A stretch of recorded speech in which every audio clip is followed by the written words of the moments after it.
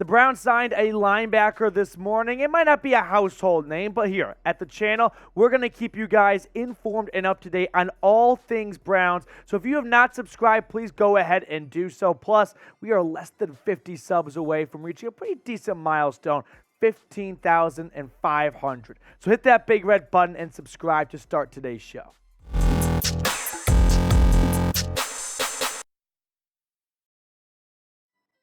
Welcome into the Cleveland Browns Report by Chat Sports. I am your host, Matthew Peterson, and on today's show, we're going to run through the latest signing made by the Browns, plus we're going to talk about an interesting rumor involving a certain Big Ten head coach maybe coming to the land to be the next defensive coordinator. But first, the Cleveland Browns themselves tweeting out this morning that they have placed linebacker Takitaki on injured reserve, stemming from his ACL injury sustained in Week 13, and signed linebacker Reggie Ragland. Now, he comes off the practice squad, and I'm a little bummed out. We did Takitaki replacements yesterday, and I was trying to find a practice squad player. I picked Gerard Davis from the Lions, and I missed. But it's Ragland coming from Vegas off their practice squad straight to the Browns' 53-man roster.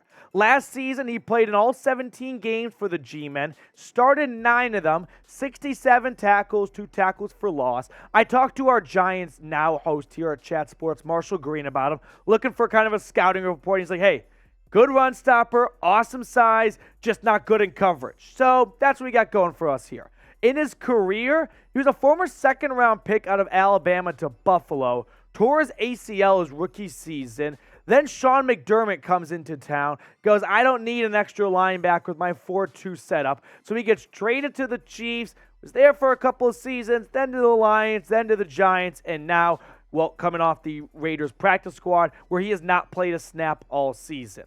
I expect him to be the backup linebacker. I don't think he's going to push out Tony Fields for the starting job. What I do think we might see more of is maybe 2 linebacker sets, right? Maybe an extra DB running with Denzel Ward, Greg Newsome, and Martin Emerson. All 3 guys on the field much more often. So that's why I think next man up is still Tony Fields. We're probably going to see some doses of Ragland, at least in the first couple of weeks. It might just be special teams early on, and if an injury happens, a snap or 2 there, but don't expect this guy to come out and play 30 to 40% of the snaps. I'm looking more like 3 to 4 snaps in his first week with the Browns. But that is the latest roster moves. Before we get to an interesting rumor, we always ask this question on our live shows, which air every Thursday, by the way, 4 o'clock Eastern, plus watch parties every Sunday. Shout out your city. Let me know where you're watching from.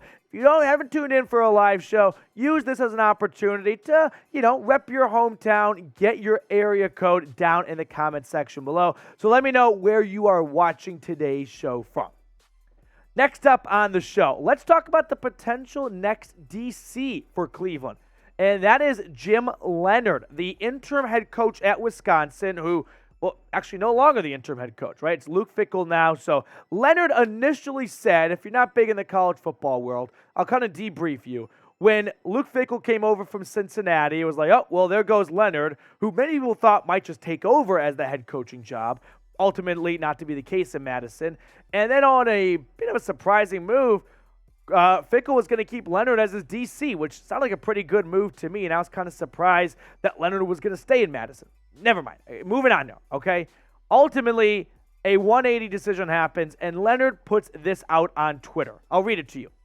It has meant the world to me to be able to pour my heart and soul into the UW football program over the last 7 years. After discussions with my family and Coach Fickell, I will remain the DC through the bowl game, but no longer be a part of the staff after the conclusion of the 2022 season. It has been an honor to coach these young men, and thank you to all the fans who supported us along the way on Wisconsin. So he tweets that out, and then Ian Rappaport quotes tweet that and says, a potential NFL coordinator for 2023. So it makes you wonder, was it that much of Luke Fickell and Leonhard decide maybe we should part ways? Or is it, hey, Leonhard, you're getting some buzz in the pros. Maybe it's time to take a step up and take a swing at the majors. I want to get this out right now, though. This is really just talking to Joe Woods. This Browns defense played their best game of the season against the Texans. But that's it. It was against the Texans. It was against Kyle Allen, who, by the way, got benched today for Davis Mills. I am not going to let one game in Houston against a team that's been borderline NFL, more like CFL or even American Arena Football League level, sway me away from saying the Browns need to move on from Joe Woods after this season. Joe Woods had a lot of talent on this team. Definitely been some personnel issues and some injuries at linebacker, but it is clear to me that Joe Woods is not the man for the job moving forward. So we'll talk about Jim Leonhard and whether or not I think it's a good idea to entertain the idea of bringing him over to Cleveland. But first, I got to tell you guys about BetUS. That is our sportsbook partner here at Chat Sports, and they've got an awesome deal for the dog pound. When you go to chatsports.com/bet and use promo code Browns125, they're going to hook you up with a 125% deposit bonus. In English, you put 100 bones in, you get 225 to play with. What about the Browns +6? This is the Week 14 odds over at BetUS. Producer Jeremy, on the spot, do you know the last time Kevin Stefanski lost to the Bengals? I'm going to guess never, How Alex. about never? And he's 6-point underdogs. I think this might be a bit of a lock. What is never? What is never? Exactly. So I'm going to ride Browns +6 here because for Vegas to have Cleveland as a basically touchdown underdog to a team that head coach Kevin Stefanski has never lost to, a team that they've beaten 7 or 8 out of the last 9 times or 7 out of the last 8 times, yeah, give me the Brownies, baby. All right, let's get back to Jim Leonhard, though. Jim Leonhard, who was the interim head coach after Paul Chryst got fired after a bad start to the season in Madison, went 4-3 as an interim head coach, and I thought he did a lot better than what, looked at the start of the season for the Badgers. Now, he's been on the Wisconsin staff since 2016, and he's been the defensive coordinator since 2017. And now he might be garnishing some interest from the National Football League. I just want to throw some notable years and stats under Wisconsin's defense under Leonhard. Just some notable ones that pop out to you. Last year, number 1 in total defense. Number 1 in rushing defense. That rushing defense, that is something Cleveland could use some help in.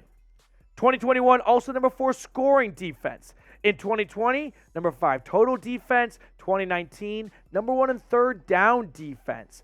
4 in total defense in 2019. You guys can read the rest. The point is, Jim Leonhard has had some great years in Madison, and his defense has had a lot of success while he's been the DC. So now I raise the question to you. Would you hire Leonhard to be the defensive coordinator for the Browns next season? I think a change is coming.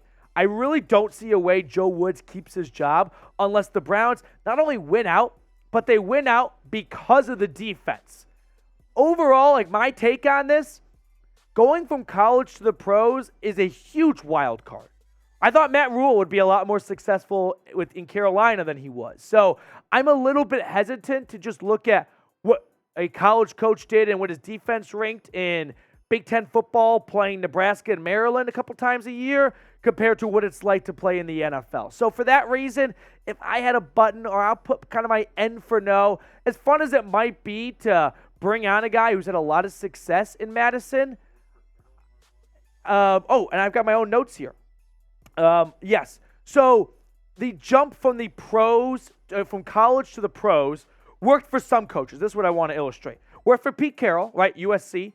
Worked for Harbaugh at Stanford. Worked for Tom Coughlin.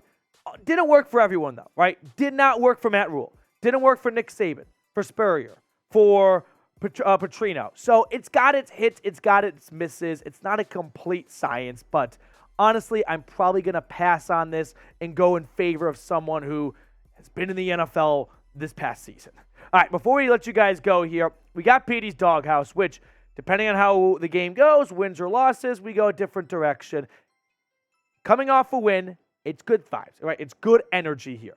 An extended leash is a dog that, you got more faith in, doesn't need just a 6-foot standard leash. That's Perion Winfrey. After a tumultuous, start to the season, start to his NFL career, and an up and down, season so far. I thought he played pretty decent against the Texans. Extra treats, being a good boy, Greg Newsome. Probably his best game of the season against Houston. Now, here's a fun fact for you, or here's a little life hack. If you ever need a turnaround on defense, schedule the Houston Texans. That's a really good way to turn your defense around. Off the leash, meaning, hey, you just are a psycho and you have no problem letting your dog walk around the street with no leash on. That's Grant Delpit. I've been singing his praises the last 2 weeks or so. After a horrible start to this season, he has quietly turned the season around the last 6-7 weeks. So that is our doghouse following the win against Houston. Appreciate all of you guys for clicking on to today's show. DM me on Twitter if you've got hot takes. Follow me at Matthew Petey. I'm going to keep you guys informed on the latest Browns news and rumors.